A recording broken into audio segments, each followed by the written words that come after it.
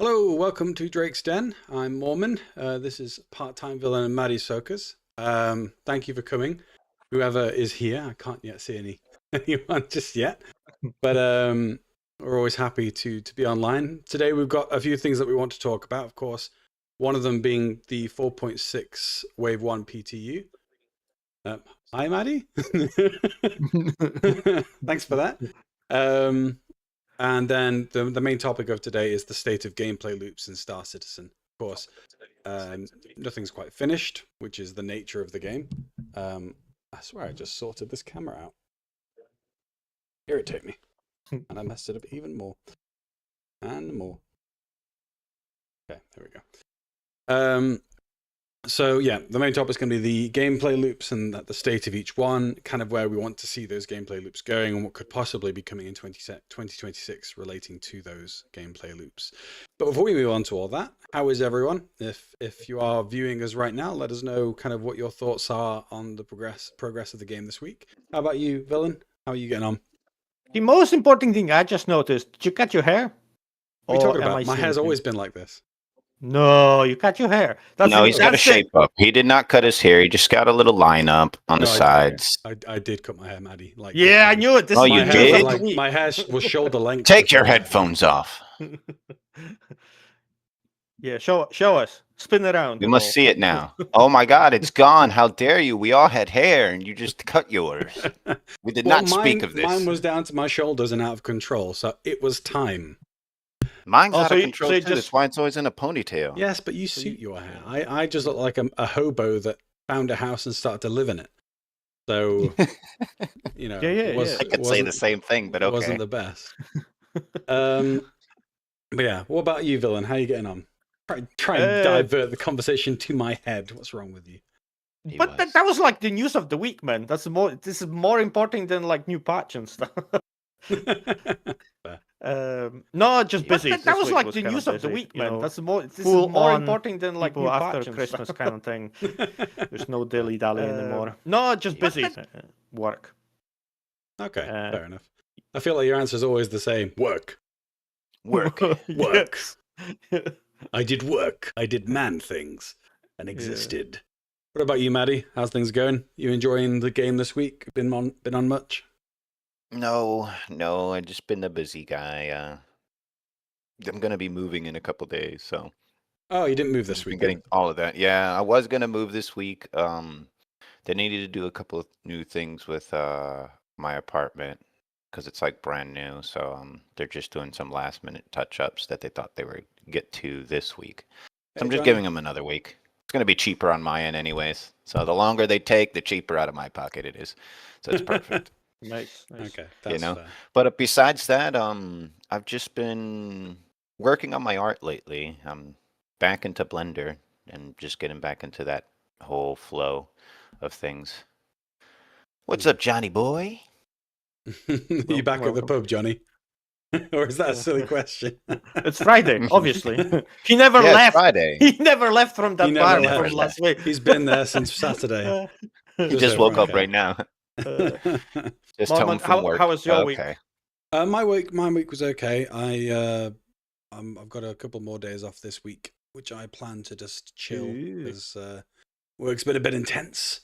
But yeah, I've also been playing a lot of Dragon's Dogma too. I just kind of fell back into that. It's a great game. So. That's funny you saying that because I was just about to start playing that again too. Ooh, what build are you going for? I don't know. I want to try one of the magic builds this time. Tell you what, Archer's a good one. Like just regular old Yeah, Archer. I was thinking about it. I was thinking about trying Archer, like ranged. It looks like it's going to be really fun. Yeah, no, definitely go for Archer. At least for the more climb on the back and start smacking the head of everything. Yeah.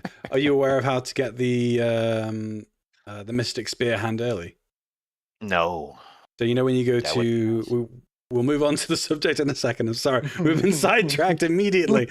But when you go to Melv, you go to the tower at the back when the dragon's there. When it's attacking the village. Go to the tower at the back where the crossbow is, hit it 3 times, it kills the dragon, and you go up to the spear hand and get the vocation and the maester skill from him immediately. I'm going to try that then. But it makes the game like super easy because it's OP. Because you get like a really high level weapon from the dragon as well. So you guys cheating already? I see. It's not cheating. It's how the game's made. In the game. It's in the game. Okay, so 4.6. Let's move to that and get back on topic. Here we've got some patch notes regarding it. Testing that's going on currently. Stability and bug fixes. Who knew? Alliance Aid event, which is a mixed event for combat and cargo, and I think some mining and salvage is involved because that's going to be the focus of the patch. The long-awaited lamp system, light amplification. I think a lot of people are excited about that one. I have seen some clips of it. It's pretty good. Like, I wouldn't say it's making things as visible as I had imagined, but we don't really need it to be like bright lights or anything. Too crazy, yeah. We've got the Aurora Gold Standard, and of course, we've got the mining and salvage mission chains in the game now, which is actually quite suitable for the conversation today. Yeah, I'm actually kind of excited about those. Finally, we get some mining missions coming into the game. Yeah, I do feel like the mining and salvage are kind of just in their very nature, very kind of self-motivated vocations anyway. I've got Dragon's Dogma on my mind now anyway. This patch will have an event-style type of thing coming into it with all these new missions and stuff. That's which I agree. Event. Sorry, Villain. Yeah, I agree with you. It's a more, if you like mining and salvaging, you just go and do it. But I think this is more like targeted for like new players kind of thing. So if they don't know what to do, they just take a mission, fly there, low risk. They've got guaranteed, a salvage ship or some mining thing. They just mine it, go back and sell it. And then when they learn, go ahead. And if they learn the steps how to do it themselves, then they're going to be looking for the specific thing they actually want later on. I think that's what's supposed to be with the missions kind of thing. Yeah, I think some of them, from what I've heard, some of them are just targeted at people who already are in the mining scene or the salvage scene anyway. Go ahead, Matt. You were going to say something. Yeah. The mining missions are kind of designed in the sense of go out and mine this type of material and bring it back to this location. More sense. So it's like if you already know how to mine, then I'm teaching you how to mine. And I think the salvage one is going the same way as the mining missions. Instead of them being like go to the ship and salvage it, it's more salvage these type of materials and bring it back to this certain type of location. From because one of the patch notes had a little description of what the missions are like, and when I was reading them, that's kind of how they were described to be like.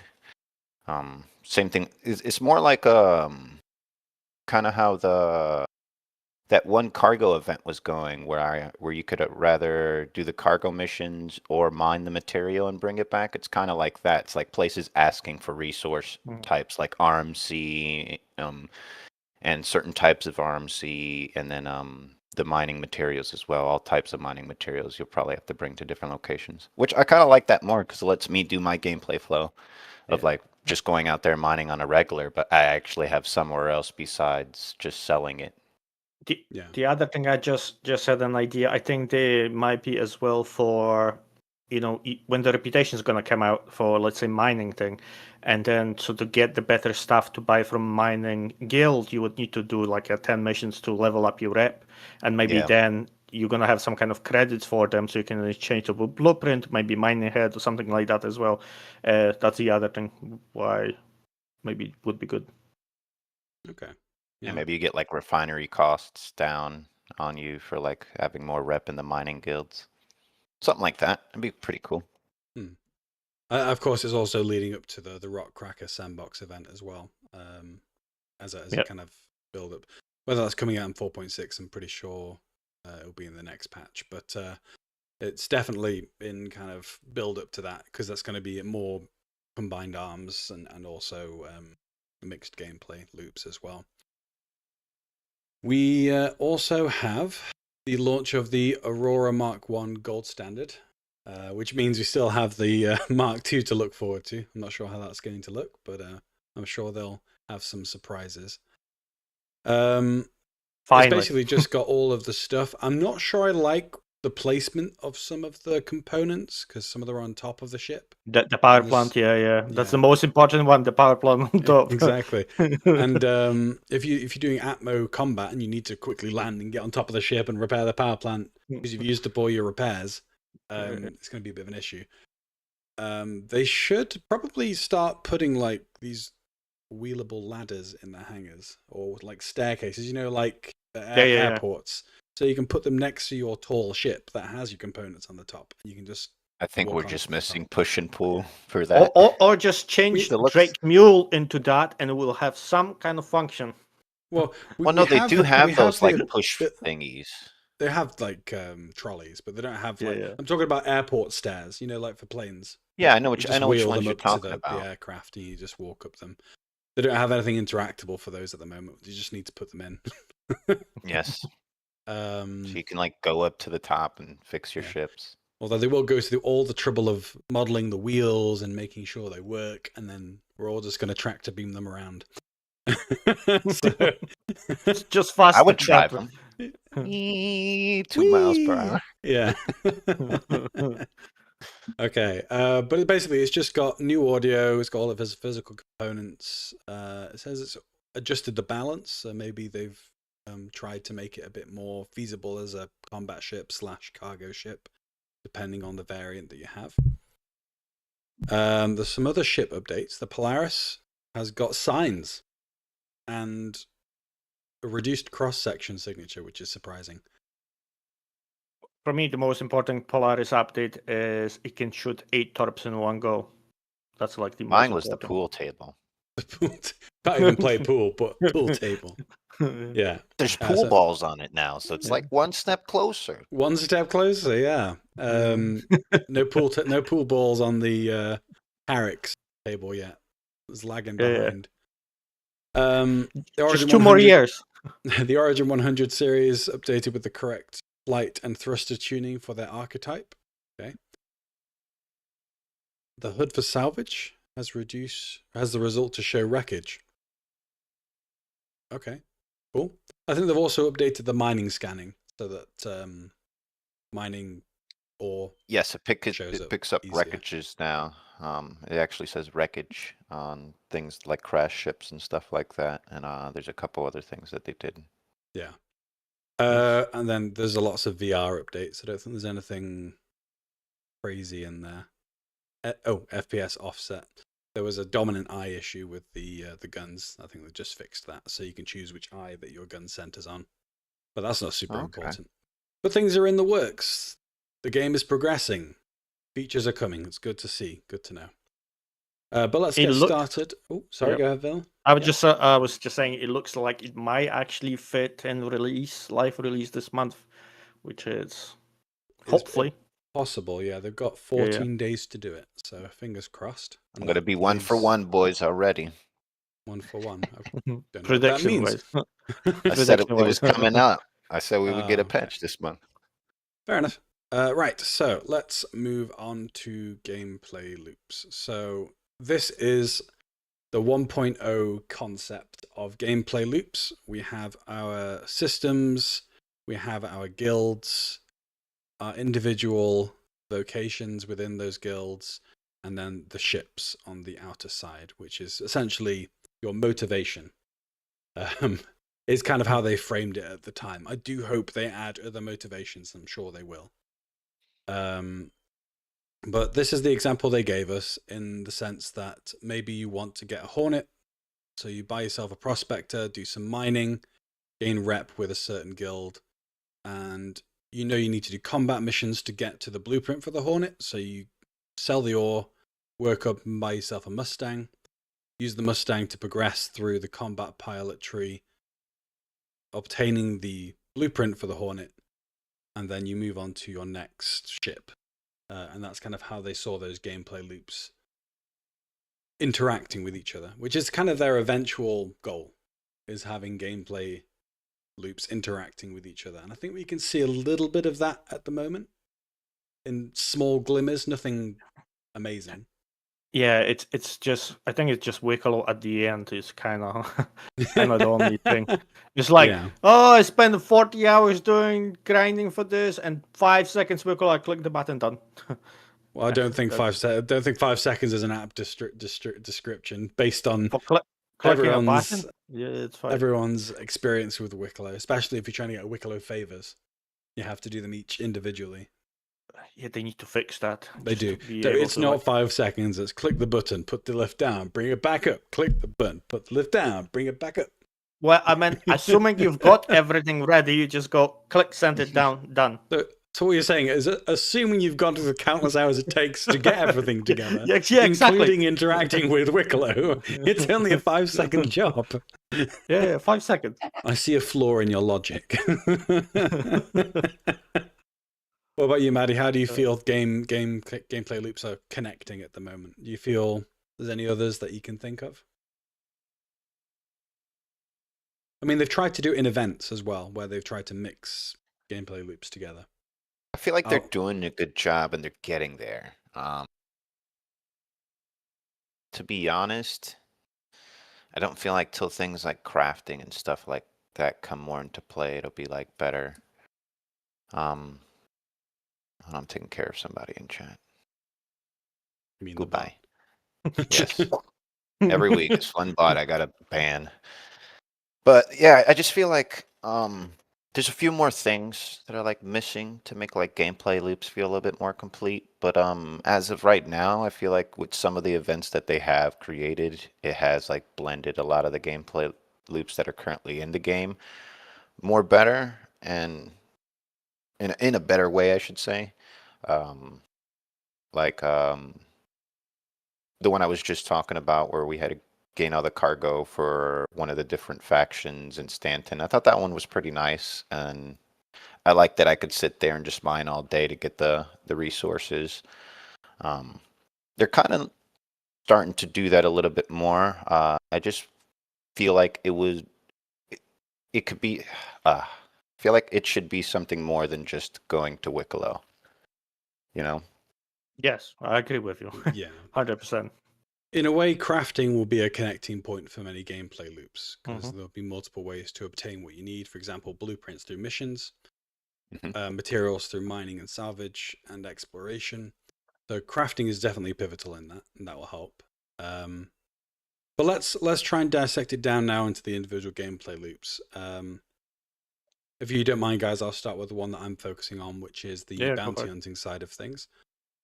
So a while ago, we had this model of bounty hunting that was in the game.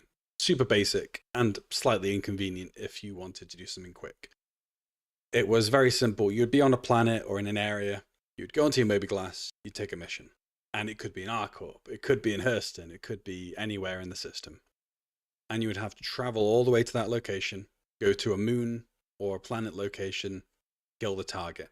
And that was either UGF, atmosphere, or in space. Very repetitive, very boring. And the payouts were very minimal to begin with. It has changed since this model. Has changed a little bit. You get a bit more money now. But the payouts back then were miserably low. And you wouldn't make any money. It was really fun. This was on back in the days of the old flight model as well. So you could basically just go as fast as you want. Bounty hunting, yeah. Bounty, yes. Or maybe I should just change it to second O, booty hunting. Let's go with that. Hunting that booty. Booty hunting. But yeah, thank you for catching that, Johnny. But yeah, I don't know if you guys remember the payouts, but they were super minimal. They weren't particularly endearing. Was that not like the first kind of loop thing they actually put in? Combat is the easiest thing for them to do. So bounty hunting's been in for a while. Post 2024 and post new flight model, this is kind of the model that we're working with now. Been expanded a bit. And it's been localized. I have some thoughts on the localization. But basically, if you're in Microtech, you look at your Mobiglass, you grab a mission, but the mission will be in Microtech. And you go to whatever moon or ground location they're at, and you either have a ship target or a ground target. And they take place in ASD, UGF, distribution centers, asteroid clusters, atmosphere, and verified and unverified variants of those. So it has grown. Not necessarily in the way the player base wants it to grow. They've just kind of molded it a bit more, but it's still version 1. My thoughts on localization is I don't think all missions should be localized. I think some should require travel, and the payout for them should be greater for that travel time. What do you think? I agree. The localization is really convenient, and yes, there should be missions that are localized depending on where you are. But I did like to a certain extent the travel involved. I think maybe I think they both need to be the localized one. It's the most kind of reasonable thing, right? If you're not gonna like. If you would be putting out the bounty, you're not going to put it like across the whole planet and everyone just can come in bounty because you're going to need to pay for travel them and back, right? So you're going to be hiring some local guys to deal with whatever you need to. That's how I'm thinking about it. But if there's like a big mission with like someone's got like a, top 10 or FBI list or something, it's like really you need to go for it with like, and there's going to be a lot of things to do, then yes, it should be like across the system or maybe between systems jumps as well. Yeah, that's actually something I've noted down to talk about later as well. But yeah, there should be some cross-system missions. I think it would add variety as well. And maybe it shouldn't just be as simple as, oh, they're here. Maybe there's some investigation missions that you need to do first to find their location. What about you, Maddie? Yes. This is the current model. Kind of your thoughts on that at the moment? Yeah, well, with the current model, like, I just feel like, I wish there was, how can I put it? Kind of like you said, like the different system missions a bit. Yeah. So sorry, I don't do bounty hunting too much, like unless like I assist. I just there to kill. Just to encapsulate what Maddie just said, it was ditto. What he said. Yeah. Pretty much, yeah. Because like anytime I go, like I don't ever experience it on my own. To be honest with you, so it's like my experience with bounty hunting is, hey, you want to go help me kill something? Sure. And I just hop in the gun and wait till we get there and aim and fire. But I've never actually done it myself. Besides the ground ones, like where you actually have to go and kill like one of the ground targets. Yeah. I did like doing those. I used to like doing those a lot more back in the day when they would send you to like derelict outposts. And I thought those were pretty tight because it was like, let me go kill this guy on my own and got to take out their squad. And I try to like do a little sneak mission to it. I wish there was the ability for them to run away, like if you took too long and change locations. I think something like that would be a nice touch. Because sometimes like you're fighting and stuff, and maybe you're fighting their security and they decide to run. I feel like maybe that's something they could incorporate in this gameplay loop to like push the fight a little bit further, or at least extend the gameplay a little bit more. Yeah, I would love if you get to the target, finally find it, you disable the ship, and then you're gonna need to board it to actually get the guy you're looking for, and then there's gonna be NPCs there to actually shoot back, so you need to do FPS thing.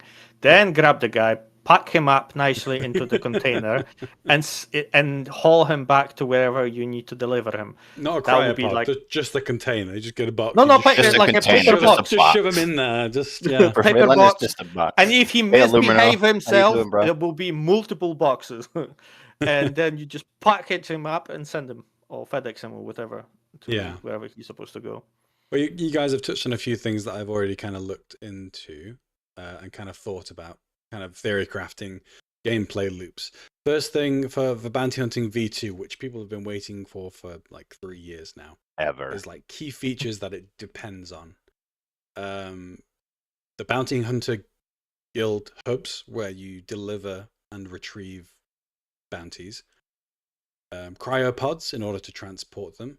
If you look over here, like you've already got 2 ships whose gameplay is centered around this idea of storing prisoners, storing bounties. You've got tasers. Hello. Tasers or non-lethal approaches to capturing people. Security, prison escapes, which I've marked as part of bounty hunting, because at the moment, if you escape from prison, there's only kind of one mission to get out of there. They might want to add a bit of variety to that. So if you're being hunted by a bounty hunter, maybe there's something you can get, like a device that you can earn inside the prison through doing a mission that masks your location. Yeah, what war crime? That will be like half of his gameplay is just war crimes. There's no war crimes if no one knows about them, man. Villain's going into org brig more than he knows. I'll be there too, but that's because I'm going to go AFK and you guys are going to put me there. Yeah. Beacons as well, so that could be for several gameplay loops. I'll get into that in a moment. Player bounty hunting, non-lethal approaches, because right now, if I was going to hunt Illumero down because he's done a naughty, I'd just kill him. And then he'd be regenerated in prison. But that's not what we want. We want non-lethal approaches. And then reputation interaction. Sorry, what were you going to say, Villain? No war crimes, no crime stat. Yeah. There's no crime if no one catch you doing any crime. Exactly. It's the unspoken rule that we've just outed everyone doing. Okay, so I've kind of come up with a few scenarios. This is not like official, but this is kind of like where I want it to go. So you've got I've got one here where I've got the scenarios. You find the target, you discover the bounty is dead, you receive a sub-objective. You communicate to the mission giver, they're dead already. And they say, okay, report what's happened, retrieve the info, and bring the body back. And maybe the client also says, investigate how they died. Why are they dead? So you get another mission, or you get a submission given to you, and retrieve info about the organization that bounty belongs to. You deliver the info and body, you build your reputation, and it unlocks related missions later. So it has like a sub-story, a B-plot that you can do. Another one could be something like fine or prison, where there are multiple outcomes to a mission. So maybe the objectives are arrest player or authorized monetary offer. So the bounty hunter guilds, look, this person's done these things. You can either arrest them or they have to pay a fine of £50,000. To do that, you just send them this when you're in a certain distance, and they can accept it or not. If arrested, deliver body to the hub, and then you've got 3 outcomes. Live capture, higher monetary value, but less rep. Fine enforcement, higher rep value, but less money. Target death, diminished monetary and rep value. So you have incentives to do certain things to achieve certain objectives. And then third scenario I came up with was target, ship to ship, arrive at location, follow mission objectives, find target live or dead. And maybe there's a device in game that you can attach to the hull of a wreckage. You set up a salvage beacon with an info cost. So you're basically trading info. And a player can pick up that beacon and say, yep, I want this. They pay out you some money. They get a mission, a salvage mission that they can do. You deliver the bounty, another player accepts the beacon, and you build rep for bounty and data trading together. So that's kind of what I want to see, like gameplay loops interacting and a mixture of kind of styles of bounty hunting. I don't know if anyone has any other ideas they want to share regarding that. No, you covered most of it. I'm just gonna there's a little bit of this already, but just tinsy-wincy. You can take a bounty, go and kill the ship or ships around it, and you can salvage them, right? So that kind of, you need to like plan it before, obviously. You cannot just do the marking the point or ship or whatever. So that's a little bit, but I get what you're saying. It would be more involved, yeah. This bit is more of an optional thing. Just say you're doing any mission whatsoever. If you had a device that acted as a beacon and you could upload a cost to the information, you could do that at any point. So if you were aiming to cluster the ships together, you could of course do that. And yeah. Oh, come and come and get him. Come and get me is what I'm gonna say. Don't tempt me. I'll stick you in a turret. How would you see you against players bounty hunting? So it pings you every 3 minutes. He's been here, and then 5 minutes later pings you again or something like that. I did actually think about that. So it may, for now at the moment, it's every time you access the Moby Glass, it'll ping you. So really, you kind of want to access that as little as possible. But let's say it only does that once every half an hour. Let's say villain's in his pew pew ship over here. And this is Maddie. You find him, and then he jumps to another system. It makes it hard for you to then know where he's going to go. What I want to see personally is if Maddie jumps to Microtech, for example, and then he's going to jump to another moon in just a moment. You'll see a quantum trail left where he was. So in which direction with the so you can be like, where did he go?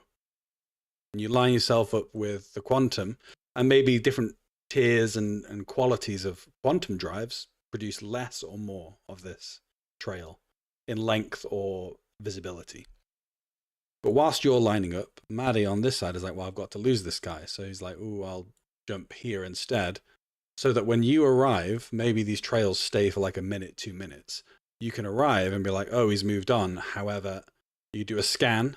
You say it detects some quantum discharge nearby. I regret the word discharge, but that's the correct wording. That's the correct wording. I'm sorry. And then you say, okay, I found it. And then you find it before the discharge. I'm sticking on it. I'm dying on this hill. Okay, sticking on it was a different bad word choicing there. But yeah, and that gives you an ability to track down a player in real time based on their trail of quantum signatures. Got it. Yeah. Got it, guys. But that could be part of player bounty hunting. Like chat is saying, it would be kind of cool idea if any kind of armistice zone, if they fly through it, it just show them he's here. Yeah, right? Because he's it pings your location as like somewhere that you've been, so that it's so you would need to track you. So you would need to fly from like a place they don't have it from place to place, but they should be stationed or like Brio's breaker yard or something, so you actually can land there and maybe refuel a little bit more criminal people. That is kind of how it works now with the Moby Glass thing, but I do agree that if the ship is spotted by a satellite or armistice zone, not just on the Moby Glass, then their signature can be communicated to you. But yeah, I do agree with that. That'd be cool. Yeah, so yeah, I agree. That would a lot. That would add a lot to the game, I think. Yeah, so you can still. Mm-hmm. It would also make this a little bit more feasible as well. Higher pay missions, cross-system bounties. I've done booties again. You know what? I'm just going to double down on booties. I feel like that's just the right word to go with. Booties. The booty juices. Yeah. And from lawful Stanton to deep unlawful pyro, maybe there's less communication, and they only get pings when they go past someone they have poor rep with. So you'll start to need to depend more on this quantum trail tracking, and get occasional pings from low rep organizations in pyro, that kind of thing. The other thing would be cool. It kind of depends, obviously, what kind of crime stat you've got, 3, 4, or 5, or whatever, right? And starts. So let's say you've just got 3. It starts like with the 50,000 alpha USC. So no one's gonna really do anything. But like every hour or so, you're not being caught. It just goes up. So at some point, obviously, higher the thing is, faster it goes up with the bigger amounts. But at some point, maybe like a week or two, you've got like 2 million bounty on your head. Suddenly, like they're coming from every side, right? So sooner or later, you go every player on the server. Yeah. So you're going into the prison. Yeah. That would be how players can set bounties on other players' heads, and they can choose the price. You know? Yeah. That'll be an org tool function, I think. And then like someone can have multiple bounties set on their head. So like you see this person and there's like so many people to pay out for this person when they die for so many different prices. Oh, he did this. I think bounty hunting in general will be a bit more tactful as well. It will create situations where you need to think about your ship loadout, lasers versus distortion. You need to think about your personal loadout, a live gun and a neutralizing gun like a taser. Yep. So it will just add so many more impactful choices to the game, including FPS scanning, ship-to-ship scanning, tracking. I hope they do implement a system like this, because it just makes sense. You know, because every kind of machine has some form of discharge. With the way that the new VFX of quantum jumping looks like, it looks like that might be an actual thing. So I don't think you're far off from that idea or it being anywhere near impossible.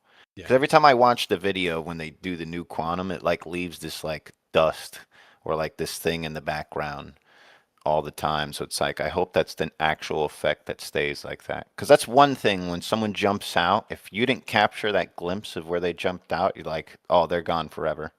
Yeah. You can't tell which direction they went. Yeah. And also, because they still have the teleporting system rather than actual travel you can't see a physical movement of the ship either. So they just disappear. And I think the advantage of the new quantum system is there's a build-up of speed. So you'll see this quantum tunnel forming, and you'll likely see a streak of the person leaving, because they're still not going 20% of the speed of light, which I think is it 20%, or is it a bit more than that? Something like that. Sure. More? Yeah. Not sure. You're probably spot on the percentage. Faster than walking, definitely. But it sounds good, 20%. Let's leave bounty hunting here. We're going to run a 1-minute ad. The channel has now been monetized, so we are trying to so we're going to run a 1-minute ad, and then we're going to move on to villain. I think your focus is salvage. Is that right? Yeah, man. Yeah. So we'll be back in just a moment, guys. Thank you for sticking with us. Don't know how we know if it's rolling though. I'm on the thing. It would show up, but it's not rolling. Yeah, it's rolling now. I don't know if we see it.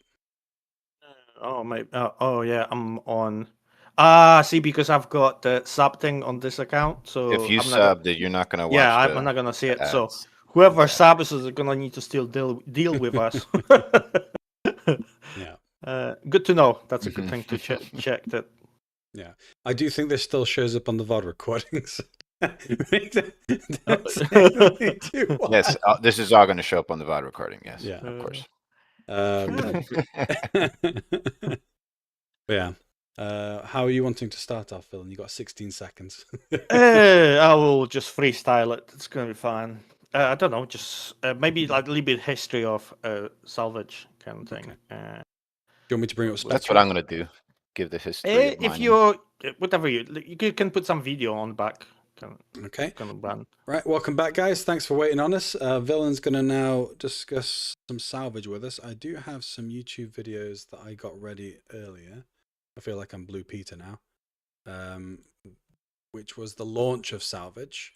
So I'll just check salvage is not that long compared to like other like mining or bounty hunting. So obviously it's going to be a little bit smaller scale. But obviously, like how we started, so we just had scraping. Then later the deconstruction came in as well. Yeah, it was 322 when it launched. 22. Wow, so like 40 years now. Mm-hmm. Oh right, okay, yeah, okay, gotcha. Yeah, and lately, last 6 months or so, they added the next step. It's actually refining now. So you need to one of the reclaimed material you need to actually process. The only thing it's missing at the moment is changing this to actual resources like copper or iron kind of thing with refining. I'm assuming this is going to come in later on when they're refining. They're going to work on the refining. So instead of that, what they should have done, in my opinion, do something similar to what they're doing with Quantanium, and they're changing to Polaris bits. So one of them to just give some turning into maybe a different type of currency, or make this usable somewhere else instead of just being a thing to be sold for credits. Because at the moment, this is the only thing you do. You sell it for credits. It's not even like Quantanium you can sell for credits or trade it or turn in Polaris, but it's just pure sale. So this is what I'm looking forward to for salvaging to actually be meaningful. So hopefully with upcoming soon crafting, I'm hoping that's gonna integrate it a little bit, because I think the salvage is the most unintegrated loop in the game at the moment. Yes. Totally got copyrighted for going on to Cinnamon Toast channel by mistake. There we go. Oh, great. It auto rolled. Sorry. Carry on. Do you guys got any kind of input based on that? No, I think you are correct on that. It is the most unloved gameplay loop of them all right now, because of how it really doesn't fall in anywhere. I mean, now it is, because I love that they brought it over to the refining side of things, that you actually got to take that material and now refine it into something instead of, which I thought that's what the salvage ships were doing in the inside, but I guess they're just making it into putting it into a container. Mm-hmm. And then we're taking those containers and now refining them into a resource type. Now, I was kind of confused when you said turning them into copper and other things. What do you mean by that? Because from how the design is done, right? After you're gonna get the RMC and the structural salvage, when you're gonna go into refinery, put them in, and what you're gonna get, it's iron instead of the whatever is gonna come out, the rubble, whatever. You're gonna get actual copper and iron, stuff like that, and then you're gonna be using this to craft other stuff. Yeah, no machine is always made out of one material. There'll be there'll be one major material, and then there'll be some minor materials like wiring using copper and rubber and things like that. I think a while ago when they were speaking about it, let's get ourselves a Drake Clipper up in here. This is a Drake Clipper. Let me just... Yeah, I can see it. Very accurate. I can see it. I'm a Clipper. There we go. Oh, now I can really see it. Yeah. Oh, yeah. Okay, so I think from what I understood from a video I saw a while ago, that there will be other things in the future, not anytime soon, I don't think, that you'll be able to detach and break it down before you start doing any scraping or deconstruction. So that's things like fuel tanks. You can't just go ahead and deconstruct something because the fuel tanks are in there. There's some sensitive materials you need to remove first. Whether this will come to actuality, I'm not sure. But this was something that was touched on a while ago. So you got fuel tanks. There may be, obviously, you've got the different components in here as well, which we're going to make blue. So maybe like quantum drive or something. Quantum drives, things like that. It may be that in the future you're able to remove the engines as well as something. We're going to make these green. And so like before I can deconstruct this, it may be that, I need to remove the fuel. So maybe you have to either go onto the ship and just empty the fuel tanks manually. You can't salvage that. Mm-hmm. I think the best way would be to do with it using what's a Starlancer? Is it no Starfarer, or like what's the other one? Vulcan's gonna have it refueling as well. So those ships should be able to like put my fuel in or take it out. So then you've got yeah. So this is where it becomes interesting, because just by natural nature, for smaller ships, you'll probably just want to dump the fuel because it won't be worth much. Because you don't want to have to go and get a Starfarer, drain the ship, leave, come back with another ship and deconstruct it. So maybe for smaller ships, you discharge the fuel and then you deconstruct and keep whatever else you want. But for larger ships like the Polaris, where the fuel is like, I don't know, 30% of the ship, you can't really discharge all that fuel. You're losing a ton of money. I know it's the best clipper you've ever seen. I spent 2 seconds on that. That's 2 seconds of my life I will never get back. It's very boxy, pretty much like Clipper, man. Yeah. So, but for a Polaris, it's worth sending someone to get a Starfarer, like you said, to drain the ship. And then once it's drained, Villain comes in with his big D energy and his reclaimer and salvages the Polaris, and people are inside while it's being scraped, taking out components and things like that. I think you should not be able to just dump it out. It would be too easy. So you've got the option. You pump the fuel out yourself, or you salvage with fuel in it, and that increases maybe volatility of the ship. It might blow up and do damage to your ship. And for the smaller ship, which I get, it's not really a lot of point to getting a big Starfarer.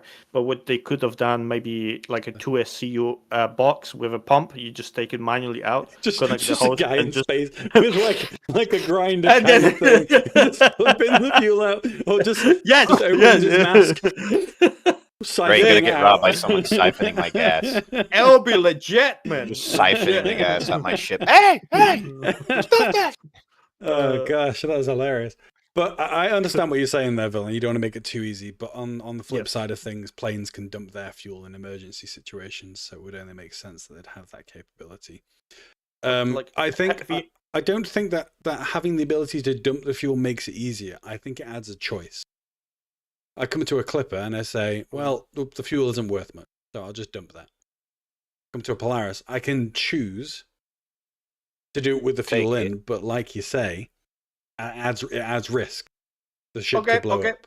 Let's meet halfway. So the pump thing, you're gonna still need to go manually put the pump on and dump it in space, or like put it out. Or you've got the same pump and you can attach it and collect it in a small. So instead of taking the whole SCU box, you can just have a pump gun. I don't know. Yeah. Multi-tool pump gun. Yeah. Something along that line. I do agree there should be an incentive to keep the fuel wherever you find it, but I don't think it should be a hard and fast rule where you have to do it. I think the choice becomes more impactful the bigger the ship gets because there's more fuel. But I do agree that it should be a consideration of safety. Like if I just disintegrate this ship, am I going to die? Yeah. Or if I'm scraping the ship and I accidentally brush the fuel tank, am I going to die? But yeah, what about you, Maddie? What do you think? No, I think you guys are pretty much spot on the whole feel thing. You kind of covered it. In my sense, the pump thing is weird. I don't know. You threw me off with the pump gun. Just get the hose with it, and then it's fine. I could see that actually the vacuum happening. Of space might be an issue there. Sneaking onto a javelin and just siphoning the gas out the fighters on the inside. I made it even more detailed. I gave it fire. Yeah, like maybe if you did like salvage it and you broke a piece off, or while you're salvaging it, it can spark fire in the inside with the fuel still in the inside. Because like you can hit a fuel line that's somewhere inside a big Polaris. I almost said piece of shit. I think there should be a couple other things when it comes to this. What I was thinking. One, there should be a reason for you to actually take your time to get out and pull out the components. One, financially thing, so you actually want to sell it or reuse it, the same thing, right? Yeah. Or then you have a smaller, like a deconstructor machine or something, so get more efficient to breaking the smaller things out. And two, if you break it, ship and like salvage with them inside, you should take less yield because they blow up or cause that damage and like chain reaction. So you actually, if you want to be most efficient, you actually need to go in and pull everything out. Obviously, with a bigger ship, it wouldn't work. Then we need to figure something out. Maybe disintegrated gun or something inside to pull it out. And the other thing which they need to do is like add it as soon as possible. When you pull all the components out and you put on your ship, they need to stack. Like your weapon, they need to stack the clip to the like Valakar fangs. They snap in the awfully shape, but they snap to the grid, and you can stack them up. They need to do that with like all the weapons and all the components as well. That's very important. Yeah, I agree with you there. Okay. I think as well, like this is why what I'm going to talk about now is why I think, based on what you've said and what we've spoken about, it should be a choice-based gameplay loop. Mm-hmm. Because I'm going to get my detailed drawings out again, guys. I'm going to use my shapes. But let's say the basic. Excuse me. There we go.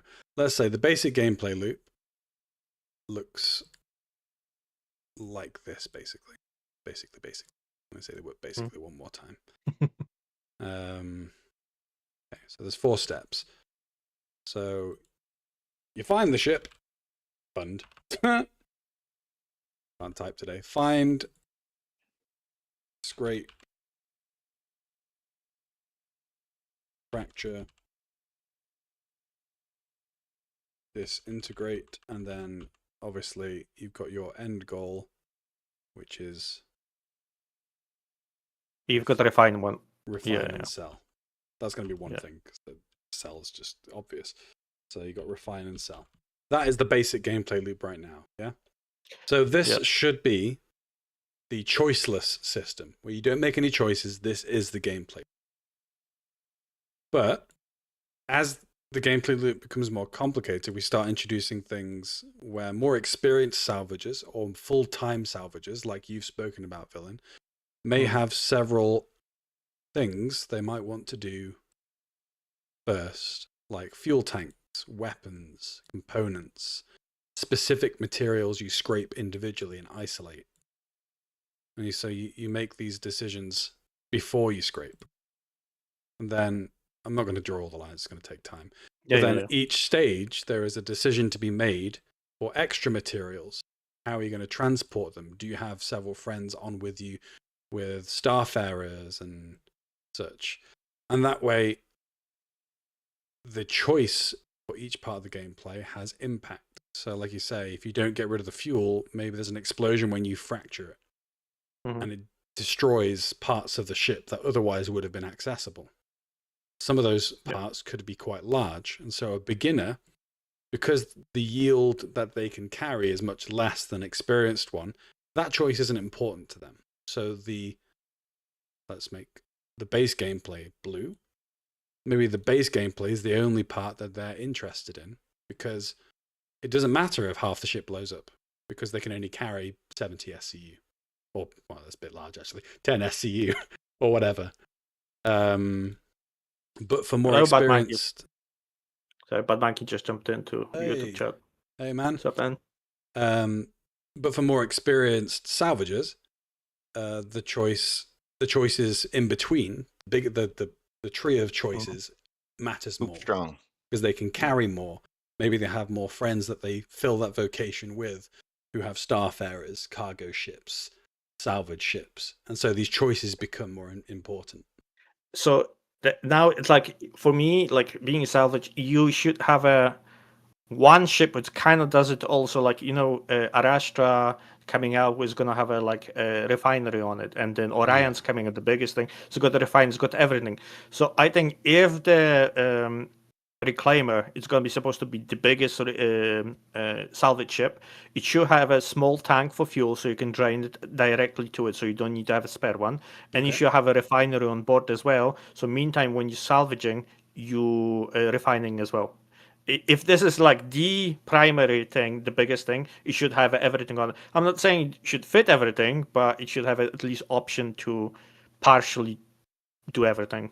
Yeah, I agree partially. I just think that when you start making salvage ships that can do all those things, you're starting to eliminate its specific vocation from the mix. Yeah, so I don't want if a Reclaimer is taking the fuel out of the thing, so I wanted to take maybe maximum about half of Idris, about Idris or Polaris thing. Maybe a and third if you want Idris. not okay, that's fair. but they're gonna be bigger. Tank. Yeah, but they're gonna be bigger ships, right? There's gonna be javelins later on and stuff like that. So when you start salvaging javelin, you're gonna need to have maybe 2 or 3 Reclaimers to actually do this properly.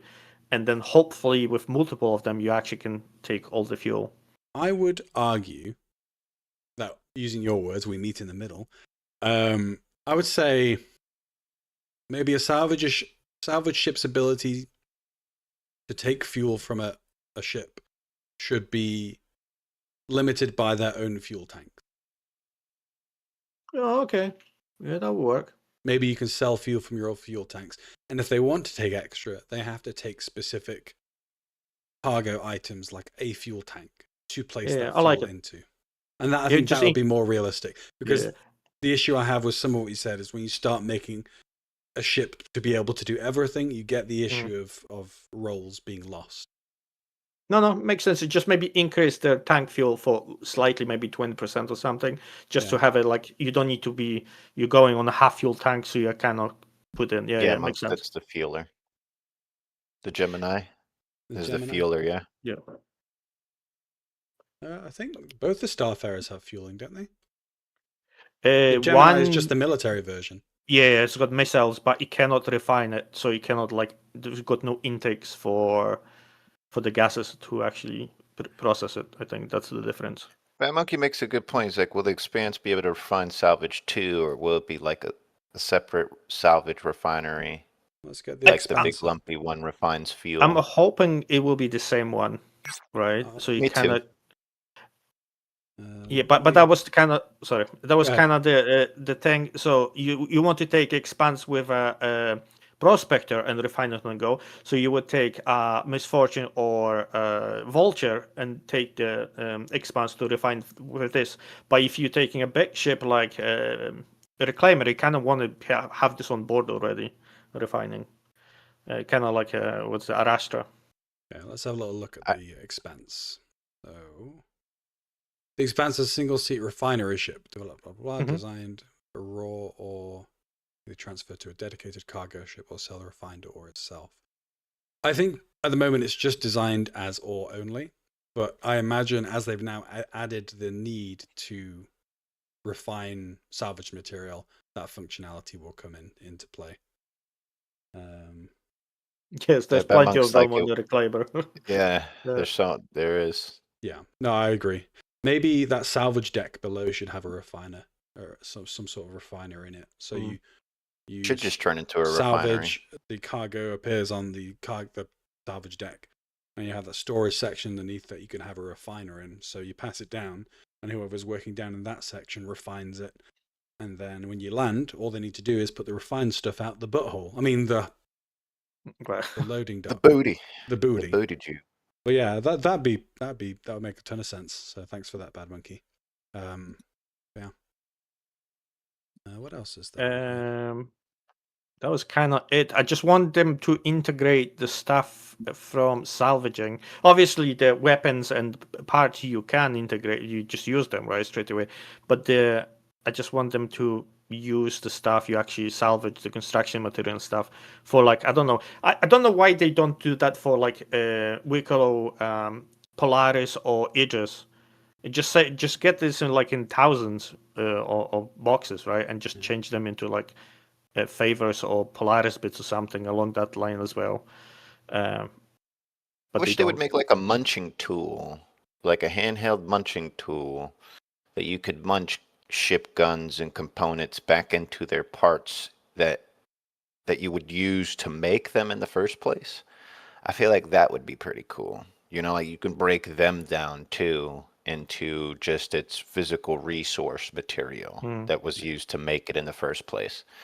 I feel like that's a step they should go to with salvaging, because then people would actually rip off some guns and be like, yeah, I can salvage those guns to make this gun that I'm trying to make, you know? I feel like that's one thing that they could do with salvaging that would make it a little bit more cool. Illumero, something in that sense. Also, sorry, just because Illumero mentioned this a while ago, he's talking about the fuel stealing from ships. Maybe in stealing the fuel and processing it, it's inefficient and you yield less fuel than you've taken. Something. I assume that's what you mean, Illumero. Sorry, carry on, Maddie. So there's a loss on it. Yeah, makes sense. That was just pretty much it. It's like just like a tool that would be able to disintegrate parts and stuff off of that you could pull off of a ship back into its resource type. I feel like that's something that's needed for salvage. Even collecting a bunch of rhinos, for example, you could use that for crafting. Maybe if you have 10 rhinos, you can deconstruct them into its main material, which maybe could be steel or you guys looking way down the road. What I want to all that's the point, isn't it? Take those rhinos and snap them to the grid and put one on top of the other, and I'll be so happy if I can do that. He wants such a simple thing. It's never going to happen. All over. It's too simple. It's never going to happen. Yeah, we do need gun racks and missile racks. They're even a thing. They just haven't put them in.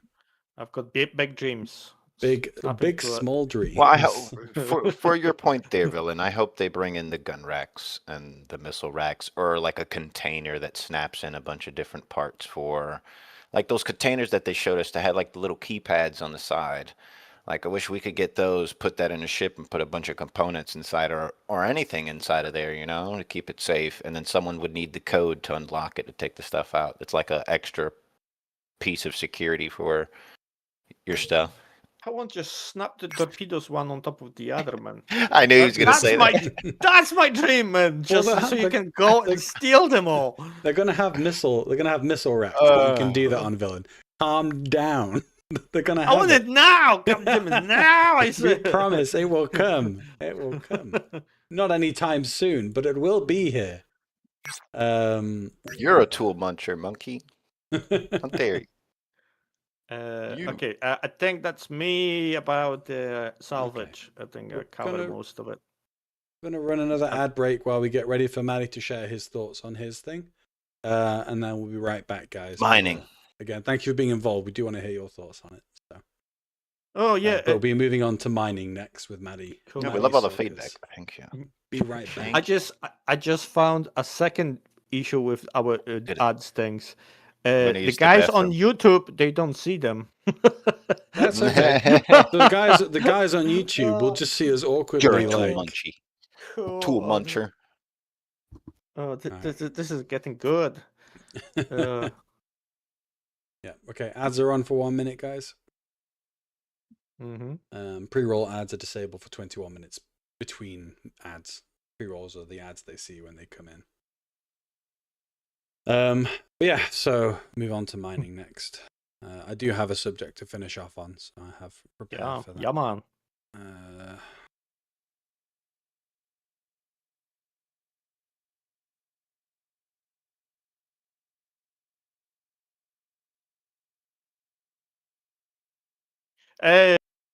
If I would be mining, probably 0. 0 diamonds.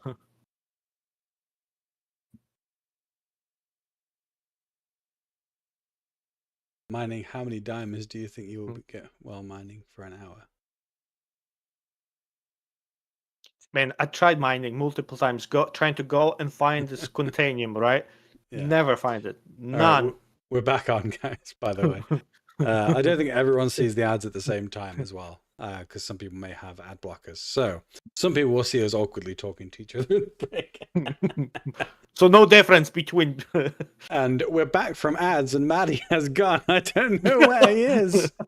We're going to have to wait. But I know that I'm not a miner. I know nothing about mining.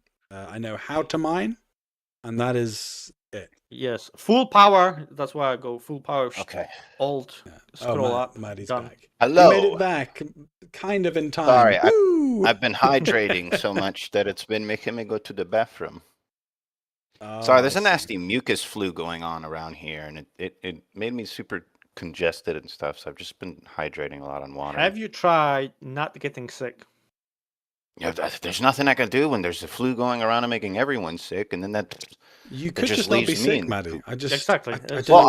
I want to stay home and not go outside, but I'm forced to go outside into the real world. They made me touch grass. It was green and wet. You guys are the worst. I didn't like it. Okay, so. Okay, Maddie, take it away. Mining. The state of mining. The most in-depth gameplay loop system, and it's just going to even get more in-depth and more challenging as all these new systems come in. It's been around forever. Since I started playing, it was there, and even before I started playing. It's a very in-depth learning curve. I say if you're going to pick up mining today and you've never tried it, it's probably going to take you... if you have no assistance and nobody tells you anything, it's going to take you months to learn on your own. But basically, green like good, 3 red months. bad. The only thing that sucks about mining is there's not one mission in the game, period, for it. Yeah. You do it all on your own. The coolest thing about mining is you make your own missions. You make your own operations, adventures, and... self-made game. There's tons of way you can. Yeah, it's all self-made when it comes to mining. Anytime that I've taught so many people in this game mining. They did include it slightly at one point. There was that in the I can't remember the gameplay was the event was, but it was the one where all the elevators broke. That one. You did not. When we were fighting over which planet we wanted to control the system. Stanton, that's the one. And it was Hurston. So they did bring mining in the sense they had the open-ended mission where you could supply the materials in whatever way you could get them. That was the first time. That was the only inclusion I can think of. Yep, it's the first and only time they've ever included a mission type for mining where you can actually go mine and do the normal gameplay and bring it back and be rewarded for it. Yeah.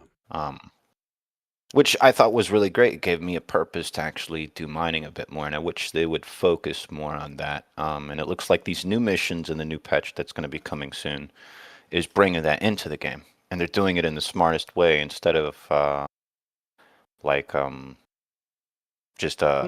actually, the cargo picking up. I'm thinking going back. Sorry, just going back to the whole missions are for beginners.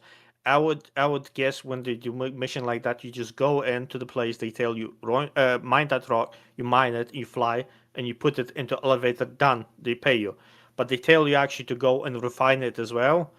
And then you might, I don't know how long you're going to stay there because I don't know how big the contract is going to be for the thing. So for new players, if it's 20 minutes, then you go out, do something else and come back, it's fine. But if it's a big order, you need to wait 24 hours or something, I don't think it's great for new players. Specifically talking about new players, kind of. I don't think they can do the missions in the sense of where it takes refinery time because you can't keep a mission that long. No.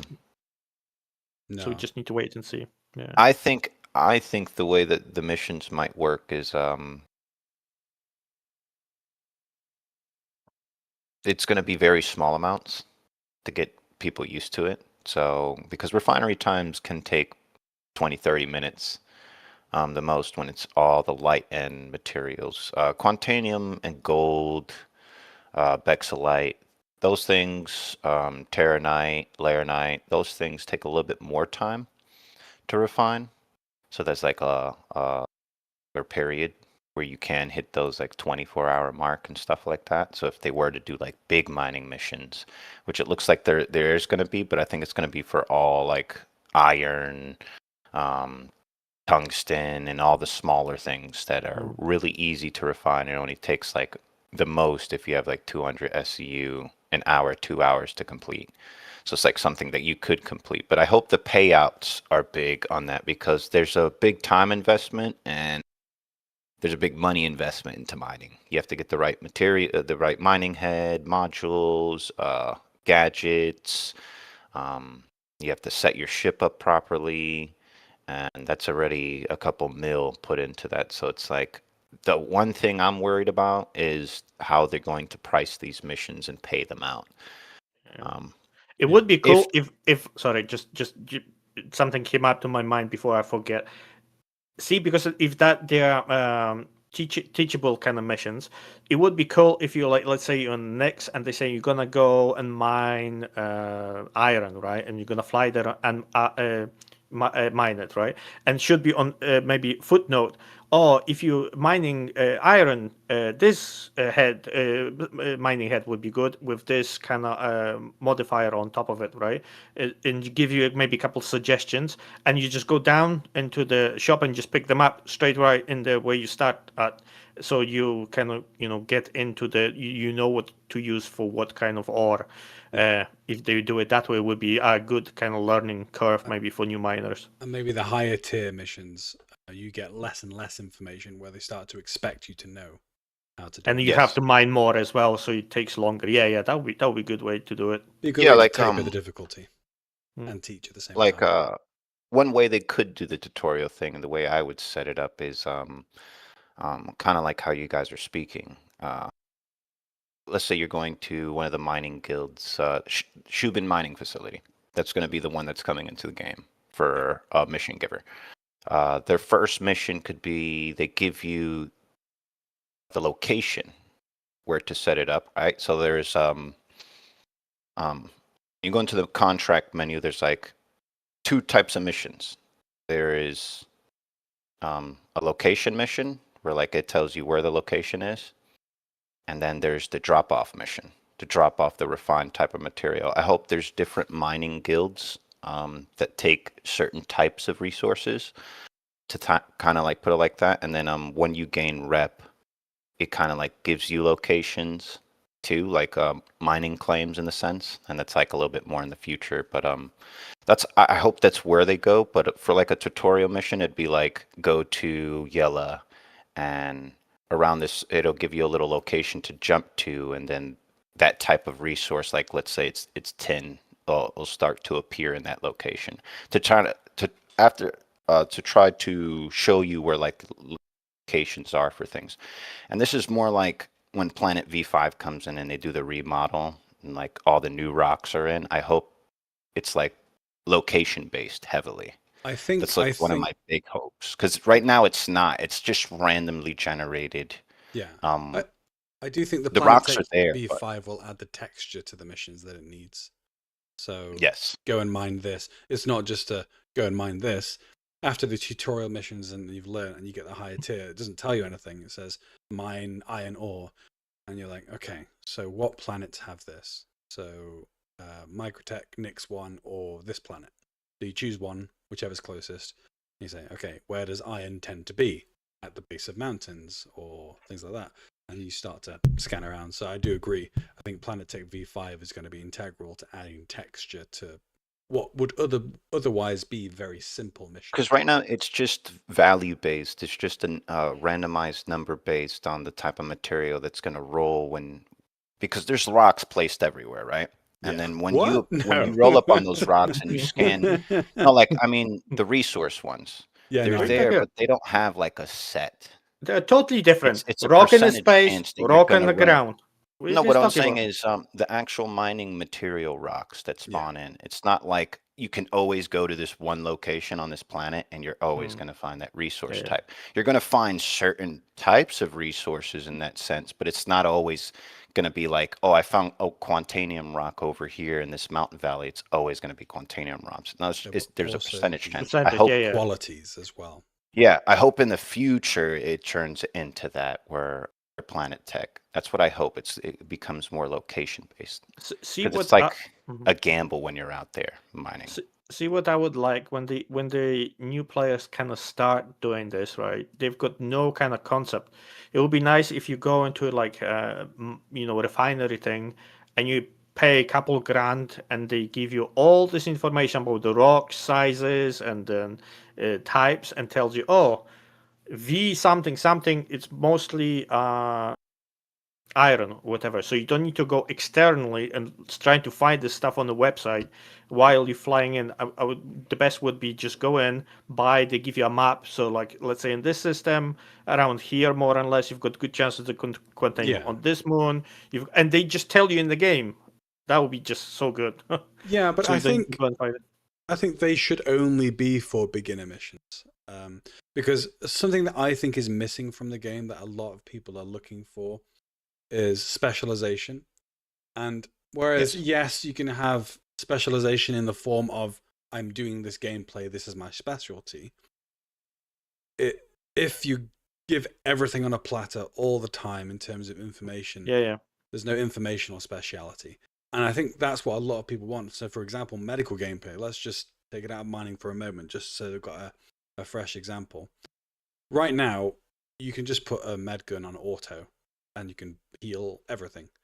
That's boring. Takes no thought. You just put it on auto and it will heal everything so that they can get back to a hospital bed. In the future, what I would love to see, I'm not asking them to make an encyclopedic plethora of information you need to learn to be a medic in the game, but there should be some informational specialization where you need to know in that moment, what do I need to do to fix this person's injury? Oh, villain's avatar has a concussion. What drug should I give him? Yeah, which I see what you're saying, but like if new player starts in Stanton, let's say, these are higher tier missions after the beginner. We're talking about later. I understand you want introductory stuff. I'm talking about the gameplay loop itself. You can't just always have everything given to the player because it becomes boring. So this is what I was just getting at. So you like in the starting locations like Stanton. What's the other one? The Terra. Earth like Terra, right? So maybe on Terra they tell you exactly more and less what's where. But you fly into Pyro. Well, on you go. You got to figure it out. I agree with you there. It should be like that. More like lawful and unclaimed systems should have no information. But I feel like systems that are owned by like the UAE, you should know already what's in those systems because they've done all the scanning and exploration to those systems to figure out what's there. So like, I do agree with Villain in a system like Stanton to help a beginner miner that if they were to highlight the planet of Microtech, it should tell you what's already on that planet a lot. Like there should be a percentage scale what's on that planet because the people of Microtech already developed that planet and they've already done all the scans on that planet and they've covered it. The UAE had mining teams go out there and cover it. But a place like Pyro or Nyx where they're not owned by an actual huge system, galactic org or whatever, and it's just like small groups living in those systems. There shouldn't be, unless maybe you have reputation with those orgs, then you can probably get some information. On this planet there's this type of thing, and that's where they can fit in gaining reputation with these orgs by doing mining with them or other things can actually get you information for mining and stuff like that. I do think we're kind of forgetting about player information, which will be part of the game as well. So I do agree that in non-frontier areas like Stanton, where it's all built up and there are cities and organizations, that maybe there could be some information, or maybe it could even be covered by the Galactopedia when they finally add that at some point. TM soon. It could be covered by that, but we've also got player brokering. So Villain goes to a planet, maybe he's a bounty hunter, but he always scans the system, sees what he can find, maps the area, and sells the information to say, find high quality iron here. Maddie when he comes on every day and signs in, he always checks information brokering to see if anyone's found anything that he might be interested in. Maddie picks up that information, purchases it from Villain, builds his rep. Maddie goes to the area, checks it's actually legitimate information, and then gives Villain his rep. And Maddie's then able to mine the stuff he needs for his mission. So I agree. I do. There's lots to consider, and this is the thing we were talking about at the beginning, where they all gameplay interconnecting with each other. But yeah, sorry, Villain. Go ahead. The only other thing was from the other perspective, place like Pyro, right, should be. It's super dangerous, but the payout should be incredibly high as well, because for like risk reward kind of thing. And then you send people to actually go and find those massive cluster of resources. So they taking risks, so they need to get paid a lot as well to finding the stuff. And you go in with a like whole crew kind of thing with a protection and stuff like that. And the resources you mine from them needs to pay for all of this and be worth it as well. That's what I'm thinking. Yeah. Yeah. Okay. So Illumro is just telling us about the space mission that's going to be happening in February, 8 to 10 days. That's pretty cool. I've seen a few rocket launches from SpaceX, but I don't pay too much attention to that. But it's pretty cool. Probably going to give that a bit of a watch. So, based on everything we've discussed, Maddie, as this is your subject, I'm going to ask you, what do you think the core sections of a mining mission will be when we get them?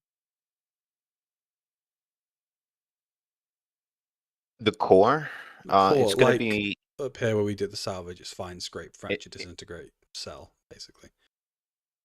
So it's going to be find, scan, pretty much. Scan and find, yeah. Well, actually, it all depends, because I feel like they're going to kind of do it how they're doing cargo, where there's like asteroid mining missions and then planetary mining missions. So maybe there's an info gathering stage? So like where you're getting your info for where to go? Yeah, so like location. I feel like it's location, scan,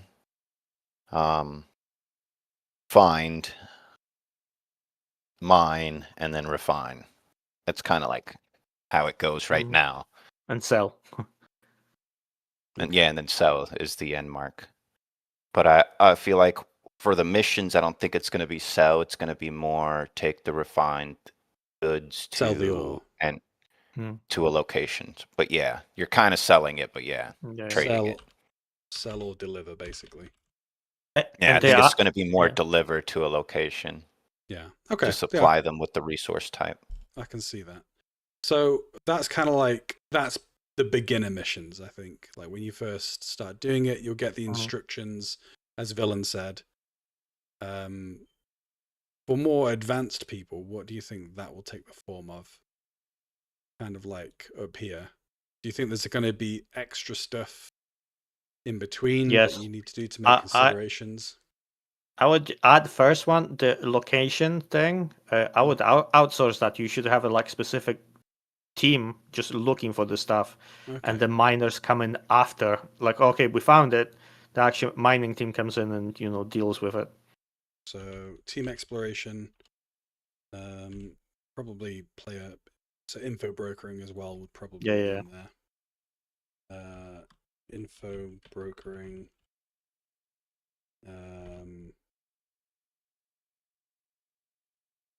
Knowledge accumulating knowledge. Yeah, Johnny. Yeah, I think like if you're doing a big enough kind of mining event kind of thing, you've got like a lot of guys flying in small ships to just scan for stuff, and then moles come in, at least at the moment, and they just mine it. Yeah. Okay. So basically, for more advanced miners, your information comes from these places, right? Oh. I don't know how that copied, but that's not what I wanted to happen. Go away. So that's kind of the more advanced gameplay there, is where you get your information. Is it accumulated knowledge? Is it by org events, by exploring? Is it going to be, like Johnny said, special mining for special items within the org? Info brokering. What about scanning? Because I want scanning to be another like knowledge-based gameplay? Because it's going to be its own It sub kind of gameplay. already is, because you need to know the signature levels. Signature levels tell you everything when you're scanning. And for someone who's an advanced miner like myself, I can find resource types off of the signature levels, because that's already in play in the game. That's like one way you'll find different resource type clusters, or like cluster amounts, like four rocks, 7 rocks, 10 rocks, 12. You find them by the signature level themselves. Maddie was AFK, but he occasionally vanishes when he gets too far away from the camera. Yeah. Don't move, Maddie. Sorry, Maddie, go ahead. No, but yeah, knowing the percentage numbers on the signature levels really does help you when it comes to scanning. Yeah, okay, so scanning, so you need to, basically it's going to be knowledge based. Yeah, but I think for scanning it will just be entirely skill. Let's go with skill based. Skill based, knowledge based, because you need to know when and how to narrow your ping. So you're scanning more intensely in one direction versus like a less intensive scan over a wider degree of angle, because you can do that currently in the game as well. Yep. Finding, that's, to be honest with mining, I think most of the advanced gameplay is just knowledge and skill. Yes. So that's pretty much it. It's knowledge and skill, because then when it comes to finding, that's knowing your signature levels too. Where to go. And where to go, what locations. You know, and over time with the planet tech, people will learn planets and their resource types and where the type of rocks and underground materials spawn all the time. So it's like mining will be knowing how to mine the resource type and learning its resistance. You just go full power, man. Just crank it up straight away. You're done. Only if you're learning how many mining lasers you can put on it, knowing how strong, knowing what type of rocks you can take on, and if you can crack them easily, and not always going off of what the scan tells you, because sometimes the scan can tell you impossible, but you can still crack it. Yeah, it's that's still true. possible to crack. I so think, it's like, oh, sorry, go ahead. I didn't mean to interrupt you. It is just going to be a lot of more skill based, in a sense. I don't know how they would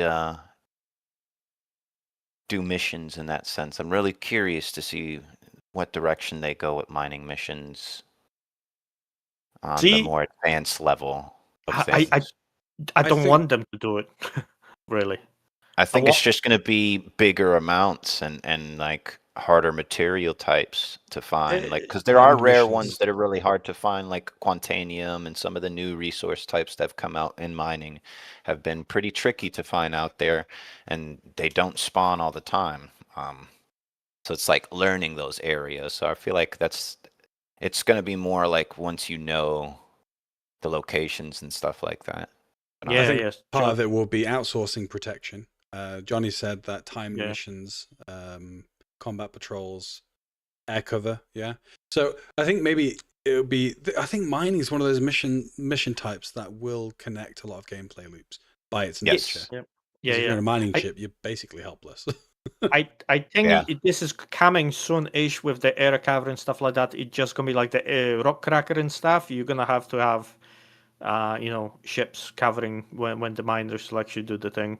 Yeah. So I think maybe it's more concentrated, but it's coming soon. You'll definitely need combat pilots with you for rock cracker, because everyone on the server gets notified that when it gets reactivated, which is the whole purpose. You'll be there. But yeah, so I think mining is both simple and complex, because the core gameplay itself is the whole gameplay loop. Whatever else comes from it is entirely dependent on knowledge, skill, and resources. Resources being time, personnel, the knowledge of locations.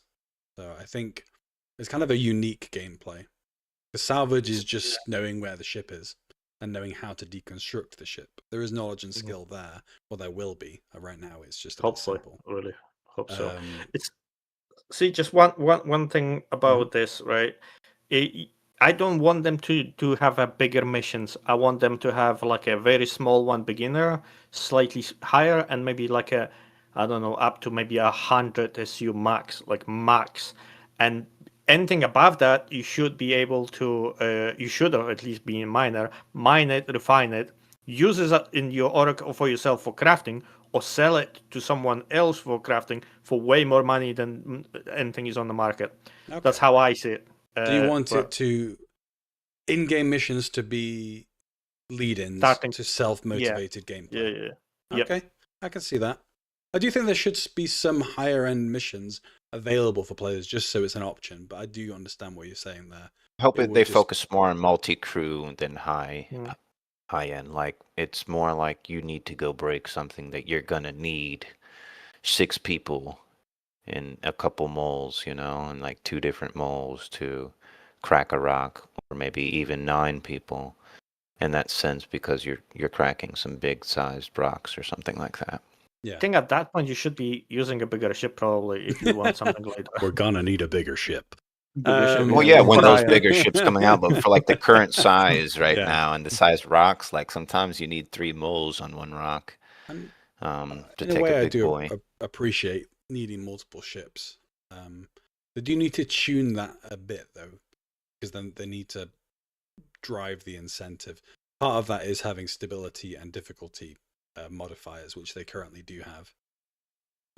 But you can't have too many lasers or kills the instability on a they need to scale that by number and also by size of ship, because there needs to be a reason as to why you would need to take the Orion out.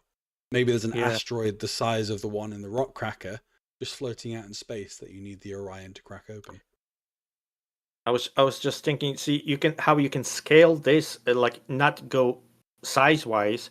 You could have just changed the type of the thing you rock. So at the beginning you start like iron and copper, and then you later on, if you get your rep higher, it's still the same kind of size of a ship you're using, but they tell you, oh, go quantanium, or go mine something else, voltel, or maybe in pyro where it's dangerous kind of thing, that kind of thing, instead of increasing the size and number of people you need.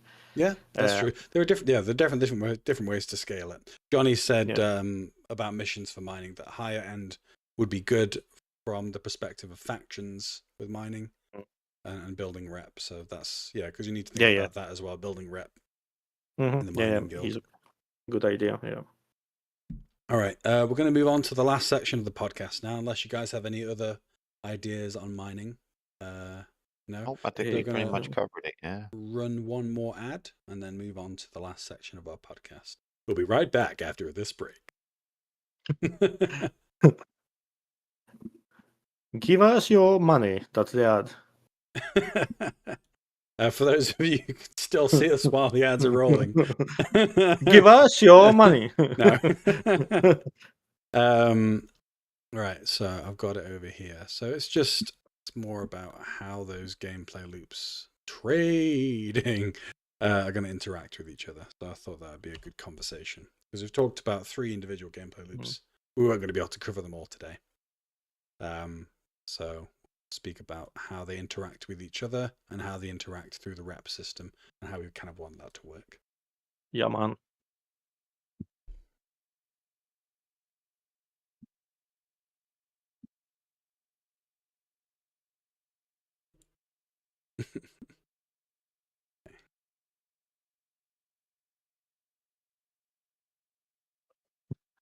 Really?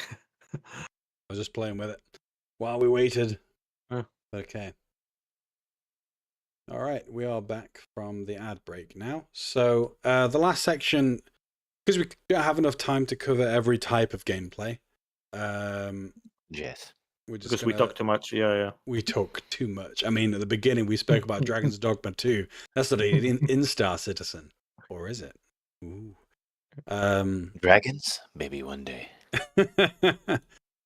But I just wanted to speak a little bit about how gameplay loops will interact in the future. Because right now, everything is still kind of separate. And whereas this was presented to us last year, it doesn't really describe too much how they actually interact with each other. It just tells us that you may need to engage with multiple gameplay loops to reach a goal, not how they interacted with each other. I don't know if you'd agree with that statement. But it's just like, if you want a combat ship, first you need to mine, and then you need to do combat missions to get the ship. That's not really them interacting, that's just doing both gameplay loops, in my opinion. But here, I just wanted to kind of explore that. I think it's centralized around rep. That is going to be... See, I would say if we had the market actually in the game, that would be central thing, because you want to unload something, you go to market. You want to buy something, you go to market, kind of thing. But isn't the market surrounded by rep as well? You need good rep to be a good seller and good buyer. Yep. True. Yeah, you're right. Yeah. And look over here, I've got trading. I have included the market. I've got a small thing. I I don't have a full screen. Well, make it bigger. But so I've tried to include as many gameplay loops as possible. I think if you really went into it, you could expand in more and more classes of gameplay loops. But the big ones I think I've got bounty hunting, mercenary, salvage, and unverified. I didn't know where to put that. I think that's more of a choice of which ones you take. Medical gameplay, mining, and trading is kind of what I've got here.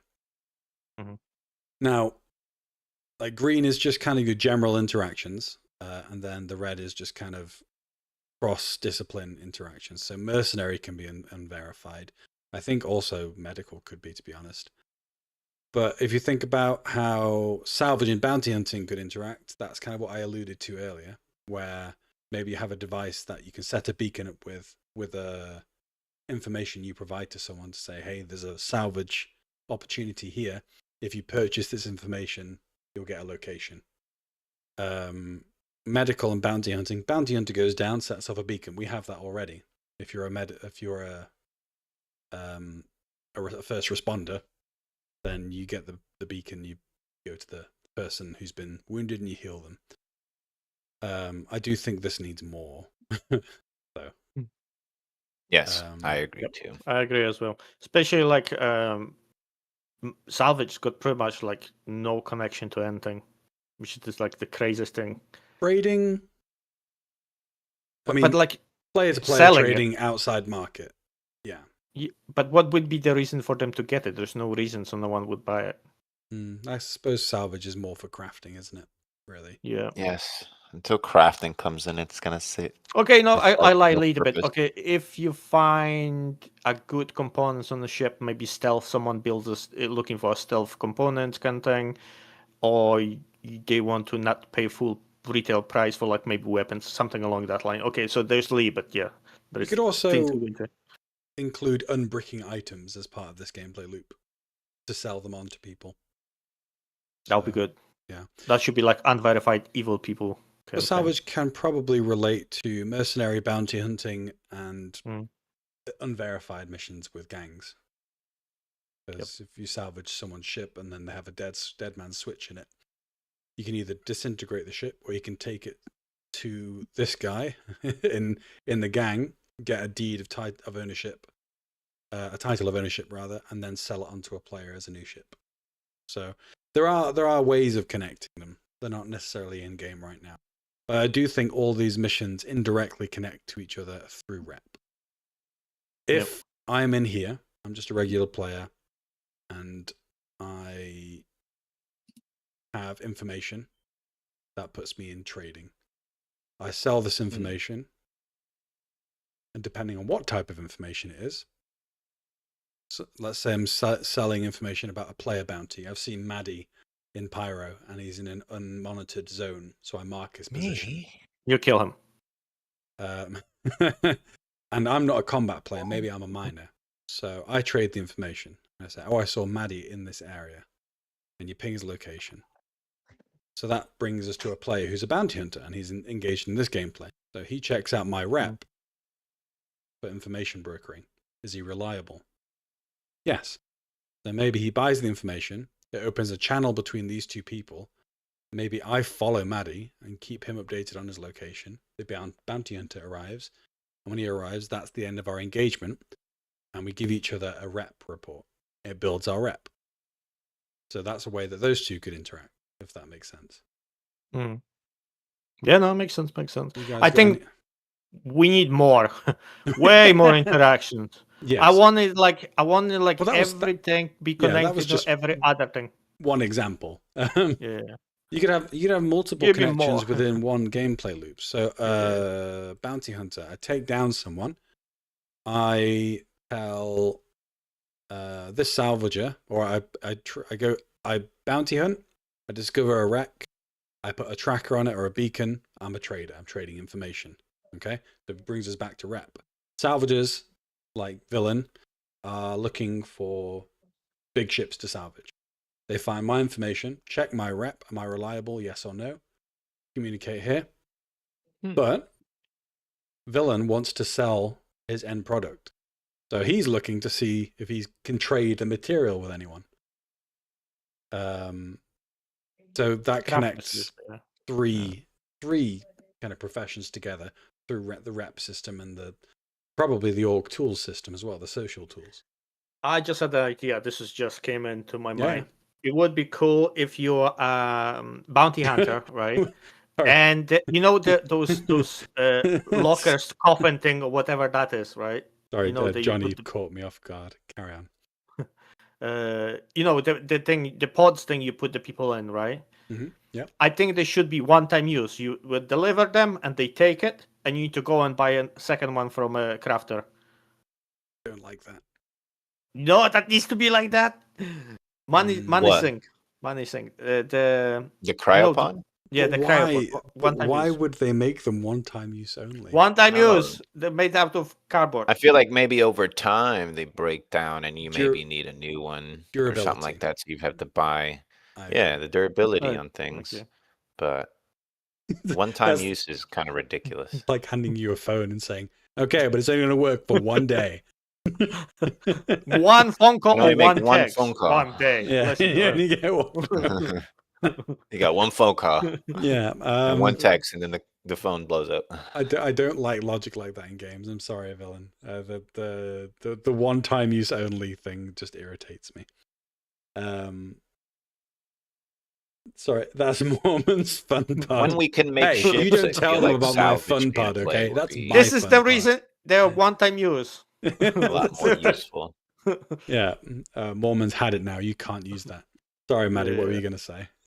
I said, when we can start building our ships and making them, I feel like salvage gameplay will become very viable. Just period when crafting comes in. Yeah, but crafting is going to be a super incremental thing. So I think like it would be good if crafting can tie in a lot of systems. Yeah, definitely. Yeah. So unverified and verified missions will be mostly related to this: the state of the system, the sectors by law.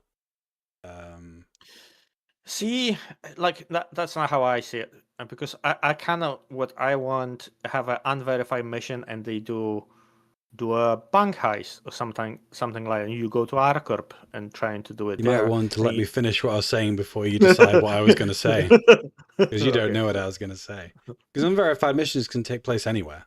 I'm not saying they only take place in these red spots, but let's bring tiny ship Villain in for a moment. There he is.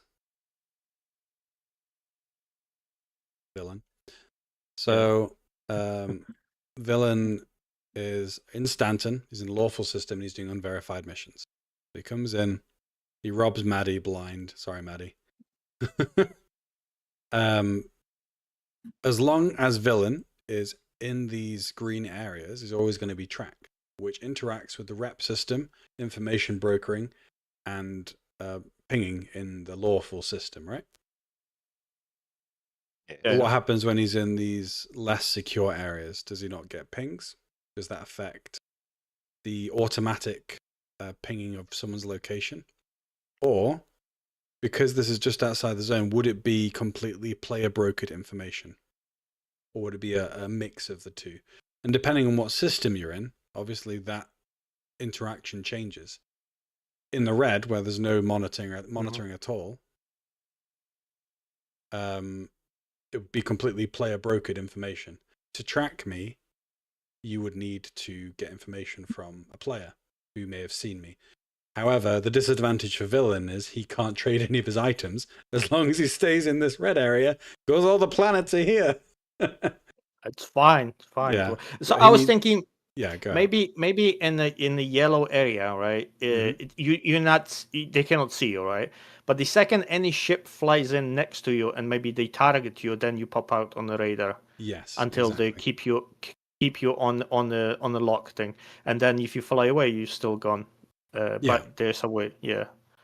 So well, that's where the player brokering. So as long as Mormon, who's this innocent circle, as long as I stay within a certain distance of you, your location is continually pinged, and I sell that information. That could be how it works. So like a compromise between the two. Yeah. And if you're in the red one, it's too far for you to relay the information, so you would need to manually fly to somewhere to sell the information. I don't know who would fly this far out, but yeah. But yeah, something like that. And that would create those interactions, and it would also create pirating gameplay. Because to avoid detection, and be a bit more strategic, you would fly out to these less detectable areas first and decide kind of where you're taking that cargo. Communicate with your org or with an org you're trading with and say, okay, I'll meet you in Pyro. And then when you've decided, you'll travel to the Pyro Gateway, which I think is here. Next to Arcorp, I think. Yeah. Yeah. And then it's between Arcorp and I chose the wrong two planets. Between Arcorp and Crusader. And so that could be the pirating gameplay, because that would limit how much information could be sold back into the system depending on where you are in the system. Yeah, it would make sense. And of course, you've got lawful and unlawful systems. I think this is where the inter-system missions will be as well, in terms of tracking, because as long as they're in these systems, there's an automatic ping as long as they're in the green area, for example, or player brokering when they're in the orange area. But in these systems, maybe the tracking of player bounties is harder or more difficult. Yeah, it would be good. I don't, like in Pyro, right? There's no really relays, anything like that. It would be for now, but remember they're going to be adding those space stations for shielding planets, so there will be some infrastructure. They could implement something to leverage those.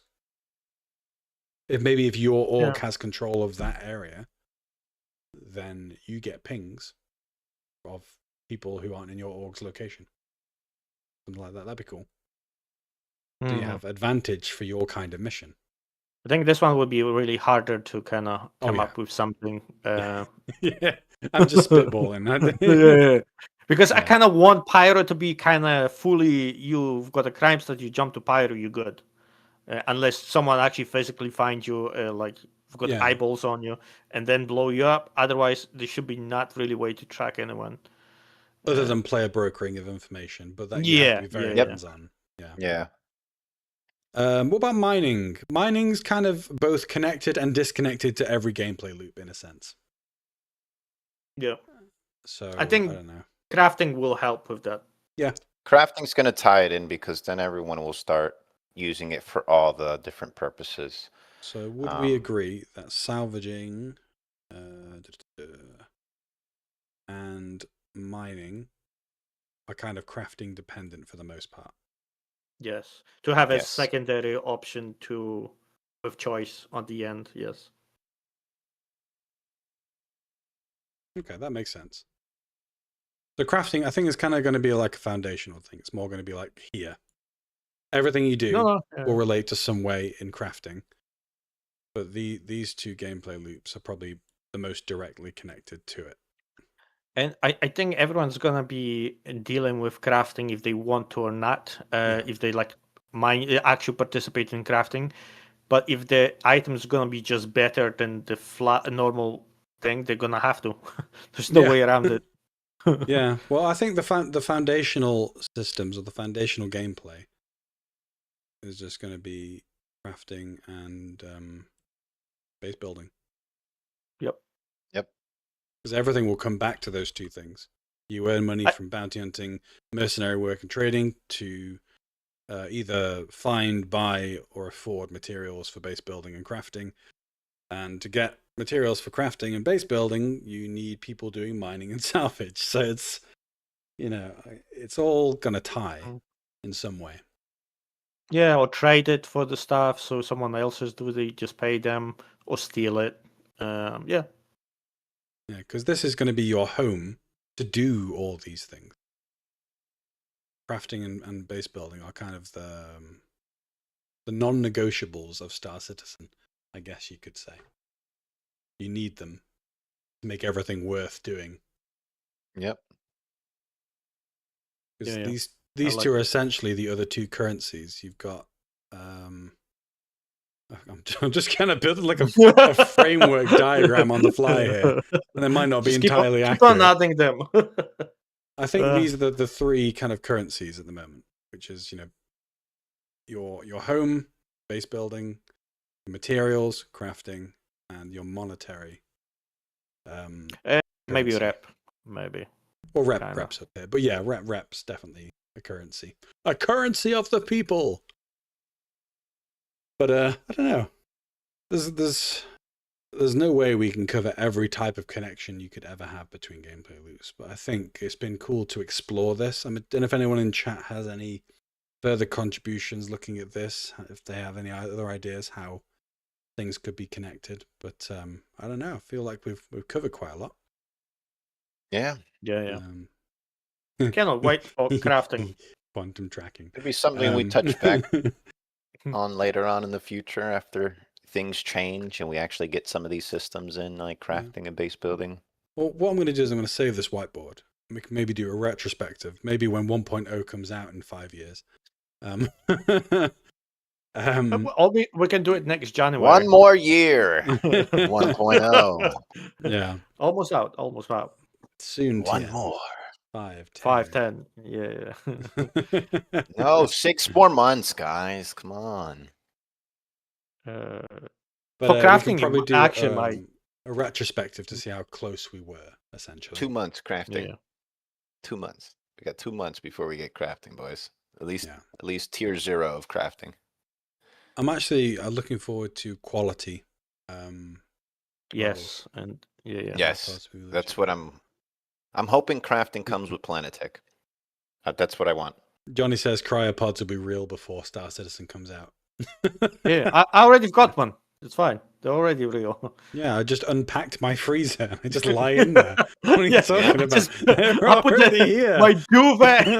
Just take all the drawers out and go to sleep at night in your freezer. Yeah. And wake up in 10 years. And then Star Citizen will be out, covered. True story. Indiana Jones vibes.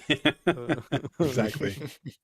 I think we are coming to the end now. If anyone does have any other things they want to speak about, then just let us know. I think maybe we could just end with the guild presentation, if anyone wants to see that. I've got it here. Yeah, guilds. So this just kind of alludes, how many minutes? It's 2 minutes. So we'll just kind of look at this. Any last thoughts, and then we'll probably finish up on that. Does that sound good, guys? Yeah. Yes. Let me know if you can hear it.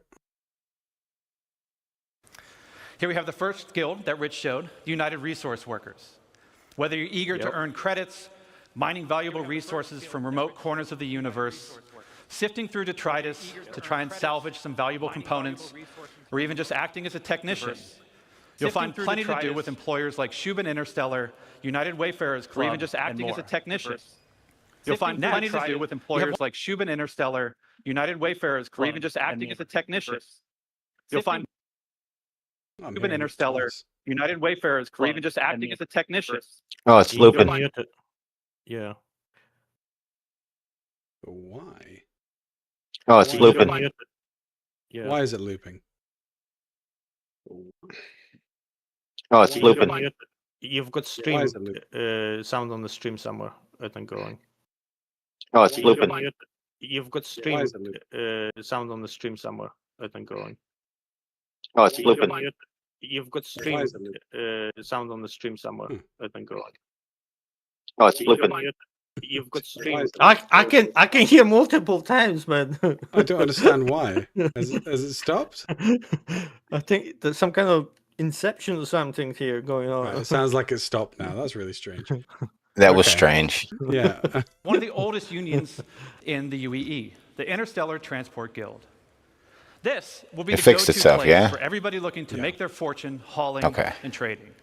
Some of the factions that many of you already work for now, such as Ling Family Hauling, Redwind, and FTL. Sorry, we missed the opportunity to speak about this.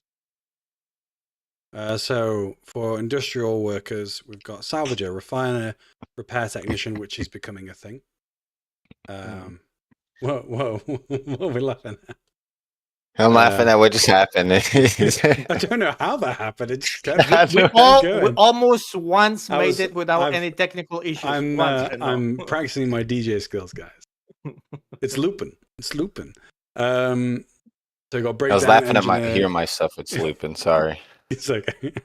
Crafter, miner, fuel gatherer. This will actually be kind of play into what we discussed earlier with salvaging, villain, and builder. Okay. So I think we covered quite a lot of that. Try and salvage which I like this, right? Because like even just said, you're gonna need to choose one of those guilds for your like a org to specialize in, and you're gonna be doesn't matter which of these you're gonna be doing.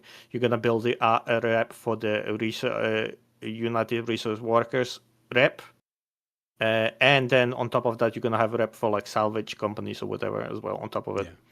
Yeah. But just so you can see, they even had Shub and Interstellar still here. So they had these companies in mind way in advance before this next patch coming out. So at least we can see their forethought has been there. You know, they have been thinking ahead. Acting as a technician. Yes. You'll find plenty to do with employers like Shub and Interstellar, United Wayfarers Club, and more. Like that, so. Next, you have one of the oldest unions in the UEE, the Interstellar Transport Guild.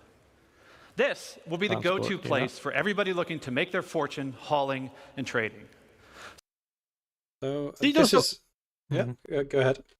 I'm just saying it would be very easy missions for them. Recover cargo, just fly to a place, their ship, disabled ship, just unload it, load it, and fly back.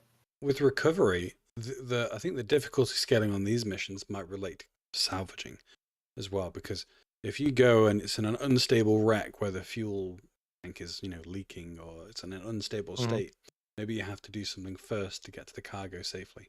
Or you risk it, and you just take it, and if you blow up, you blow up. Yeah. Or the cargo might be on a timer, like it needs to be in specific thing, so you've got like 25 minutes to go, all blows up. Yeah, doesn't matter where. And they've already shown that they're planning on having different types of cargo, like temperature, radioactive, or temperature sensitive, radioactive, hot and cold, explosive, volatile. So yeah, definitely we'll see some of that. Some of the factions that many of you already work for now, such as Ling Family Hauling, Redwind, and FTL. And we're going to be adding something special for the daredevils out there. The Imperial Sports Federation.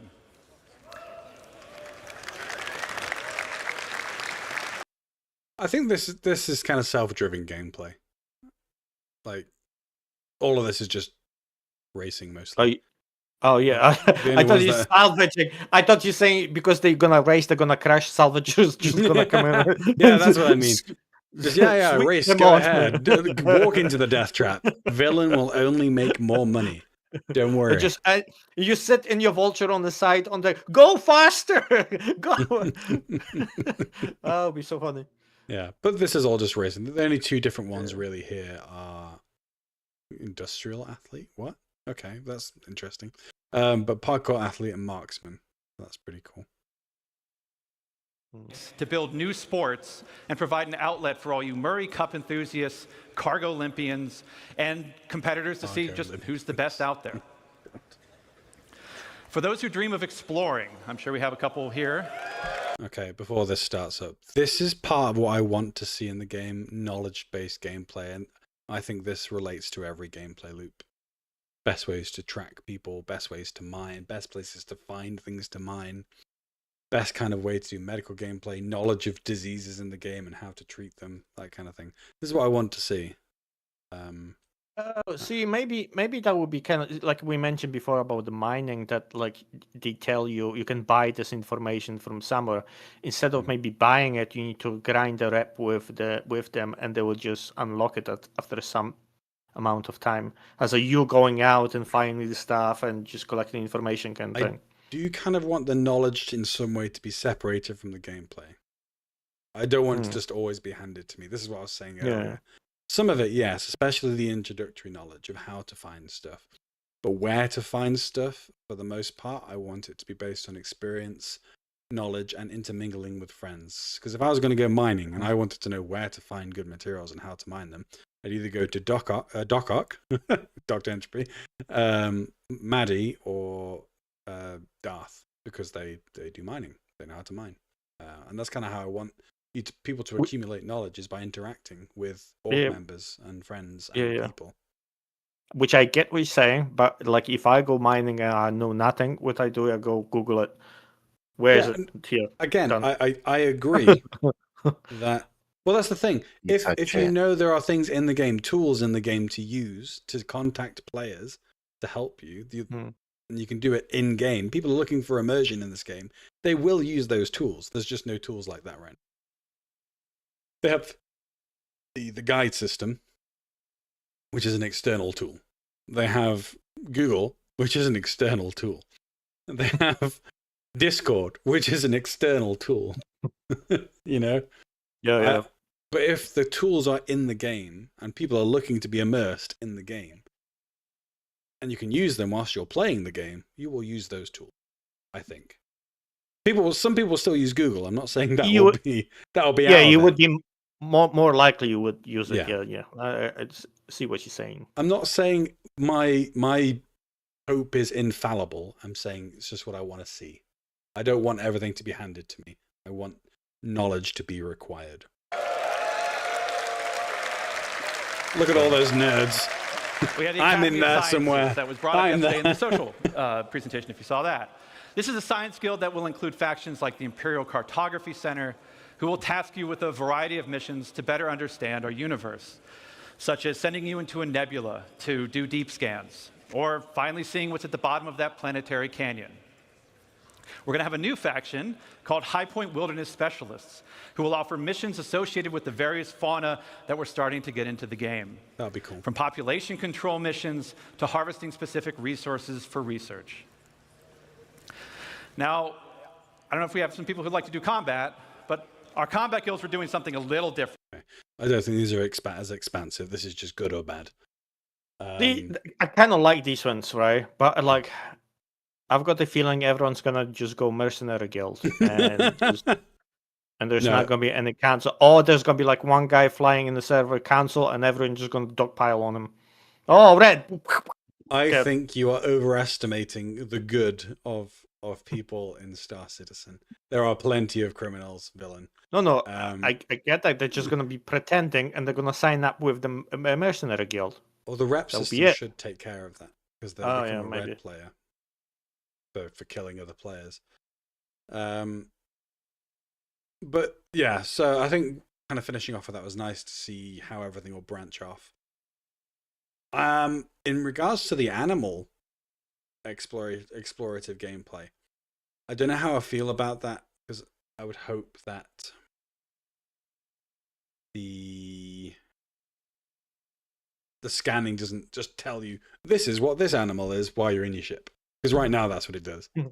Like you fly over a place and it's like, this is a Copion. Like, okay. But how does the ship know that's a Copion? I was listening to its heartbeat. But yeah, I just thought I'd finish off on that video. If you guys have any final thoughts? No, I think we covered most of it. Yeah. Cool. Well, to our viewers, thank you very much for watching and for all your comments. We do appreciate it. I don't know, did Johnny just comment there? I can't see. No, just still looping. It's still looping now? No. That's what he said last thing. Oh, right. But yeah, thank you very much for watching. If you haven't already, please subscribe on YouTube and give us a like. If you have any thoughts, share them in the comments below. For those who watch live, thank you very much for your support. We are now monetized, so if you do want to support Izzy with a Prime subscription or a live subscription, any kind of support at all, we're very happy and very thankful for any support you can give. So that's Drake's Den for today. Thank you very much, and goodbye. We'll catch you guys next time. See you next week. Peace, my diesel I feel like there should be some cheesy outro.